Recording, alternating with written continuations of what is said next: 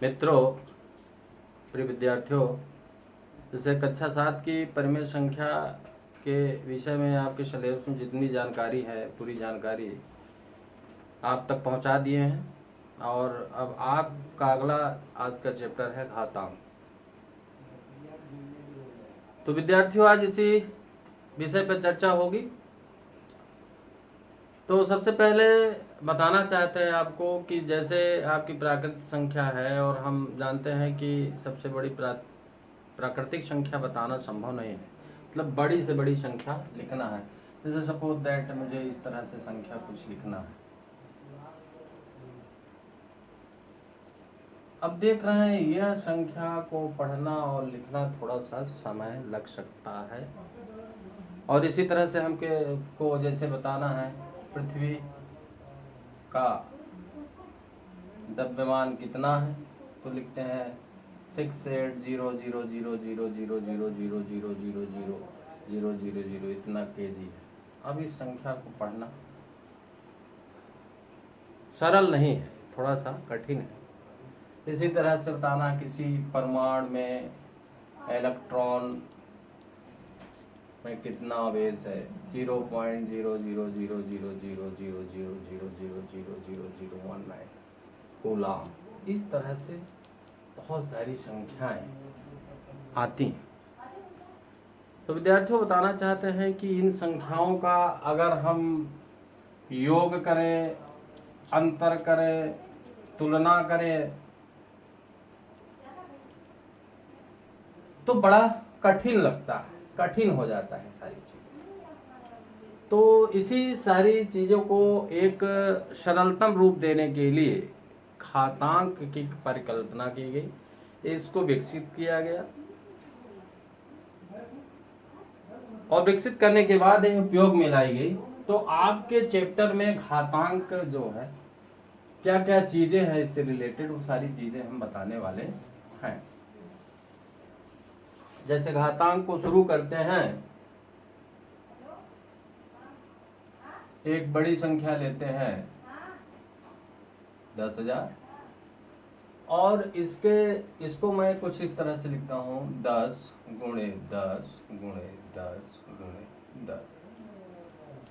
अब इसमें गुणा जब करते हैं तो एक का गुणा करेंगे, एक होगा 1 2 3 1 2 3 4 1 2 3 4। देख रहे हैं बोथ ये दोनों वैल्यू सेम।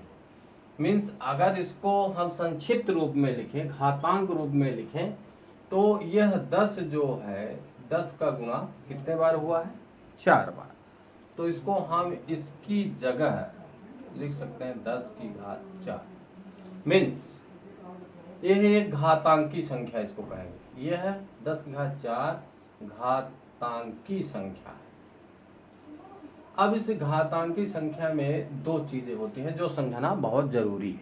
पहला, जैसे 10 की घात 4 में इसको पढ़ रहा हूं 10 की घात 4, तो मीन्स इस घातांकी संख्या में ये जो 10 है इस घातांकी संख्या में आधार की संख्या होगी, आधार की संख्या। और ये 4 जो है इसकी घातांक की संख्या।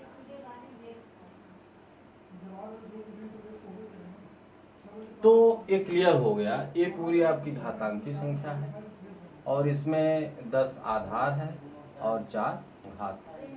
तो इस तरह से बहुत सारे आप क्वेश्चन को बता सकते हैं क्या आधार है क्या घातांक है। परिमेय संख्या के अगर टर्म्स में जाते हैं और यहाँ पे लिखते हैं 3/5 की घात 7 और पूछेंगे इस घातांक की संख्या में आधार क्या है, तो आप बताएंगे आधार की संख्या है, आधार इसमें 3/5 है और घातांक 7। इस तरह से कोई भी प्रॉब्लम आएंगे उसको आप अच्छी तरह से बता सकते हैं। कुछ भिन्नात्मक संख्याएं होती हैं, दशमलव की संख्या होती है, इसको घात में लिखा जाता है, इसको भी समझने की जरूरत है। जैसे अगर हम लिखें 0.001 को घात में आपको बताना है, तो बच्चों इसको हम 0.001 को हम पहले भिन्न में बदलते हैं। तो भिन्न में बदलने के लिए क्या करते हैं कि इस दशमलव को हटाते हैं, इस दशमलव के लिए 1 ले लेते हैं और दशमलव के बाद देखते हैं कितने अंक हैं, उतने जीरो नीचे लिखते हैं। 1 2 3 अंक है, 1 2 3। इस तरह से संख्या आपकी बनती है 1/1000।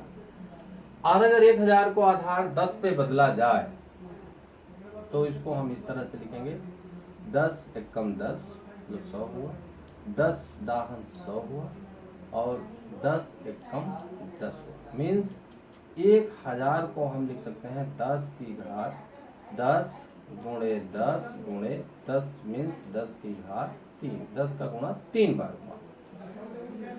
तो बच्चों इसको हम लिखेंगे 1/10 की घात 3।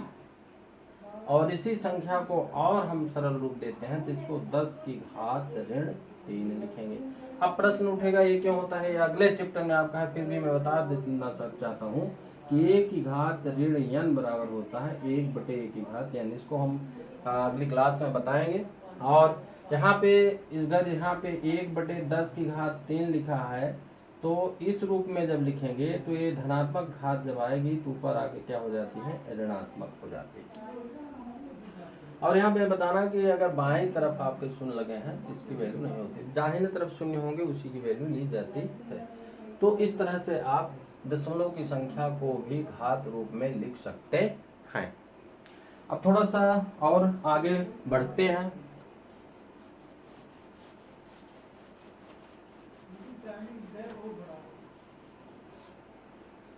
अब जैसे हम यहाँ पे लिखते हैं 2 की घात 2 का 5 की घात 2 लिखते हैं। तो इसको अंग्रेजी में अगर कहेंगे 5, इसको हम 5 की घात 2 पढ़ेंगे। और इसको किसी भी संख्या की घात जो 2 होती है इसको हम वर्ग पढ़ते हैं, वर्ग स्क्वायर पढ़ते हैं, वर्ग संख्या इसको। जैसे हम आपसे कहेंगे प्राकृतिक संख्या, संख्याओं का वर्ग निकालिए, तो देखिए बड़ा इजी है। 1 का वर्ग करेंगे, किसी संख्या की घात 2 को वर्ग पढ़ते हैं और यहाँ पे एक आधार है, 2 घातांक है, मीन्स 1 गुणे 1 बराबर 1। फिर अगर 2 की घात 2 करते हैं, 2 की घात 2 माने 2 का वर्ग, मतलब 2 गुणे 2 बराबर 4। 3 का वर्ग करते हैं तो 3 का गुणा 2 बार।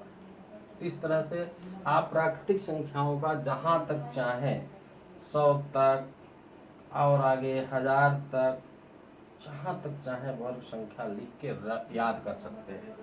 इसी तरह से बच्चों अगर किसी संख्या की घात, जैसे हमने 6 की घात यहाँ पे 3 लिखा, तो किसी भी संख्या की घात 3 जो होती है उसको हम घन संख्या बोलते हैं। 6 की घात 3 को 6 का घन, 6 का घन क्या होगा इसको ये भी हम कह सकते हैं।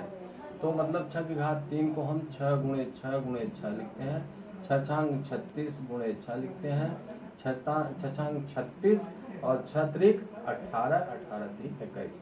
तो अगर 6 का घन पूछा जाए 216 होता है। इसी तरह से प्राकृतिक संख्याओं में आप 1 का घन 1 गुणे 1 गुणे 1, 2 का घन 2 गुणे 2 गुणे 2, 3 का घन 3 गुणे 3 गुणे 3, इस तरह से गुणा करके आप निकाल सकते हैं। ये सारी चीजें आप प्रैक्टिस के लिए कर सकते हैं इस घातांक की मदद से। और आगे चलते हैं, थोड़ा सा और विचार करते हैं। बच्चों जैसे हम 64 लिखते हैं, 64 को का घातांकी संख्या का घातांकी संकेत लिखिए। तो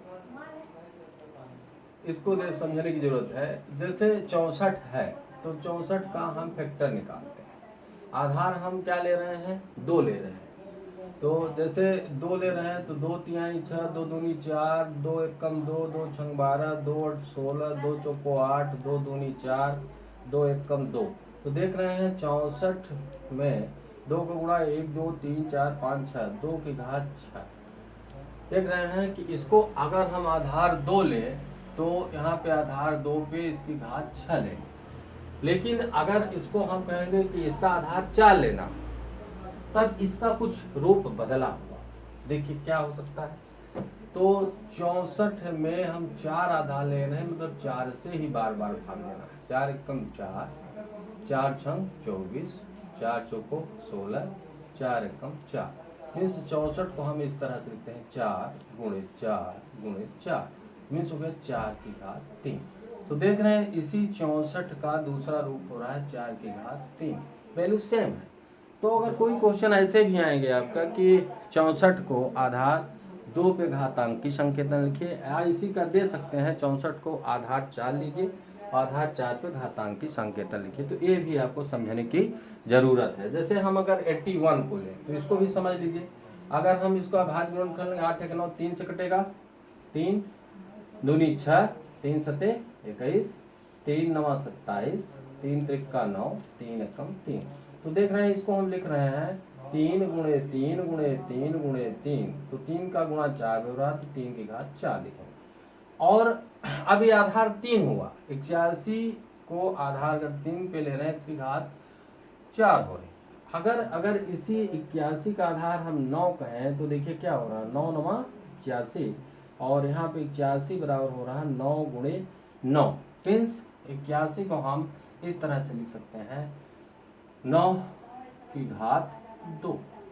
तो ये भी आपको समझने की ज़रूरत है। इस तरह से प्रॉब्लम आपके कोर्स में है, आधार के हिसाब से आपको घात पूछ रहा है, तो ये भी आपको समझने की ज़रूरत है। अब आगे बढ़ते हैं, कुछ संख्याओं की तुलना करना। संख्याओं की, घातांकी संख्याओं की तुलना, घातांकी संख्याओं की तुलना। अब से जैसे 3 की घात 4 है और 5 की घात 3, अब इन दोनों में तुलना करना है कि कौन बड़ी है कौन छोटी है। तो इसको हम बड़ा इजी प्रोसेस है, 3 की घात 4 का मान निकालते हैं, 3 गुणे 3 गुणे 3 गुणे 3, मीन्स आधार 3 पे घात 4 है, मतलब 3 का गुणा 4 बार हो, तो 3 त्रिका 9, त्रिक 27, 81 इसका मान हुआ।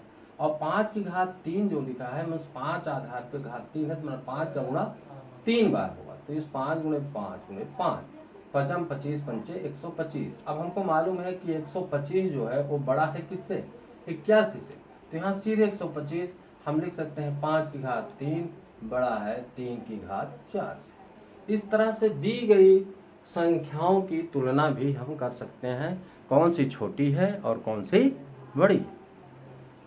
अपरिमेय संख्याओं को घात के रूप में व्यक्त करना, ये भी इजी है। अब जैसे आपको ऋण 3/7 है, इसकी घात 3 लिखे हैं, मतलब इस आधार का 3 बार गुणा, ऋण 3/7 गुणे ऋण 3/7 गुणे ऋण 3/7। जैसे हमने लिखा 1/2 की घात 3, 3 क्या 4 लिखते हैं, इसको 1/2 गुणे 1/2 गुणे 1/2 गुणे 1/2। अब इसमें थोड़ा सा ये ध्यान देना है कि जब क्लास बढ़ती जाएगी तो समझ में आता जाएगा कि अंश में अंश का गुणा होता है, हर में हर का गुणा होता है। तो 1 1 में 1, 2 दूनी 4, दूनी 8 दूनी 16, यहाँ इस तरह से हो जाता है।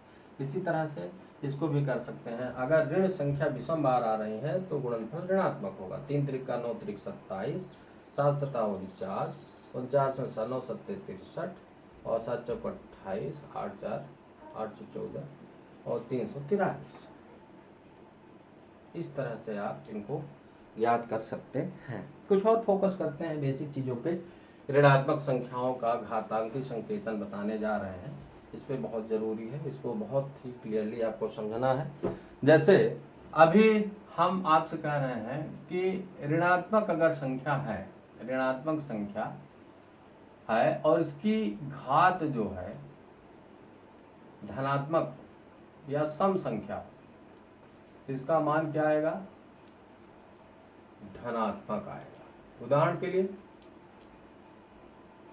जैसे ऋण 2 है, इसकी घात 2 दिया है, तो मतलब 2 सम संख्या है। सम संख्या आप जानते हैं कि ऐसी संख्या जो 2 से पूर्ण विभाज्य हो जाए। जैसे 4 है तो 2 से पूर्ण विभाज्य है, 10 है तो 2 से पूर्ण विभाज्य है। पूर्ण विभाज्य का मतलब भाग देने पे शेषफल शून्य बचे। तो इस प्रकार की अगर संख्याएं हो जाएंगे तो इनका जो मान है हमेशा धनात्मक आएगा। जैसे देख लीजिए ऋण 2 गुणे ऋण 2 बराबर ऋण का गुणा धन होता है, देखिए धनात्मक आ रहा है। और अगर ऋणात्मक संख्या है और इसकी घात आपका ऋणात्मक है, विषम संख्या है, सॉरी, तो अगर विषम संख्या होगी तो पक्का है इसका मान जो होता है वो ऋणात्मक आएगा। इसको भी समझ लीजिए, ऋणात्मक संख्या आएगी। समझिए जैसे ऋण 3 है और इसकी घात दी है 5 दी है, तो इसको आप लिखेंगे ऋण 3 गुणे ऋण 3 गुणे ऋण 3 गुणे ऋण 3 गुणे ऋण 3, ऋण 3 का 5 बार गुणा, और ऋण ऋण का गुणा धन, धन ऋण का गुणा ऋण, ऋण ऋण का गुणा धन, धन ऋण का गुणा ऋण। देख विषम बार अगर आता है तो पक्का है कि उसका गुणनफल ऋणात्मक होगा। ऋण 3 त्रिका 9 त्रिक 27 81 में 3 का गुणा 3 कम 3 8 त्रिक 24 ऋण 283। इसको भी जरूरत है जानने की। किसी भी कोई भी प्राकृतिक संख्या है, धनात्मक संख्या है और इसका जो घातांक है वो भी धनात्मक है, तो इसका हमेशा जो है मान धनात्मक आएगा। अगर कोई ऋण 1 हम लिखे हैं और इसकी घात यहाँ पे सम संख्या है तो इसका मान धनात्मक आएगा। ऋण 1 है, इसकी घात विषम संख्या है तो इसका घात ऋणात्मक आएगा।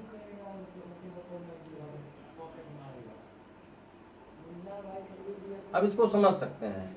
अगर ऋण 1 की घात 9 है तो मीन्स इसका मान क्या आएगा, ऋणात्मक आएगा। गुणा करने की बहुत जरूरत नहीं है। और यही ऋण 1 की घात अगर 998 है तो इसका मान धनात्मक आएगा, ज़्यादा गुणा करने की जरूरत नहीं है। तो बच्चों कुछ प्रश्न है इससे रिलेटेड आप अपने आपके कोर्स में जो आप करेंगे, जैसे कुछ क्वेश्चन हम बता देते हैं।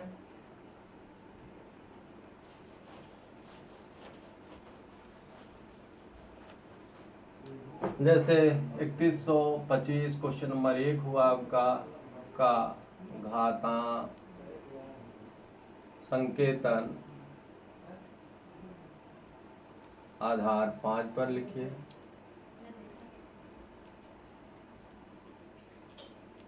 दूसरा प्रश्न 2 की घात 7 का मान क्या होगा।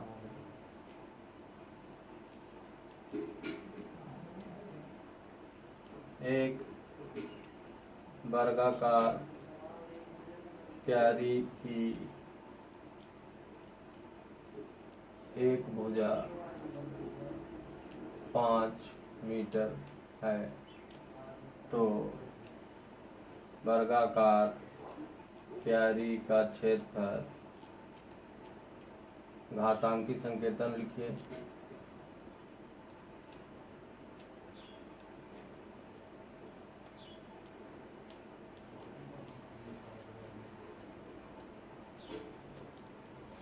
ऋण 4/7 की घात 2 का मान क्या होगा।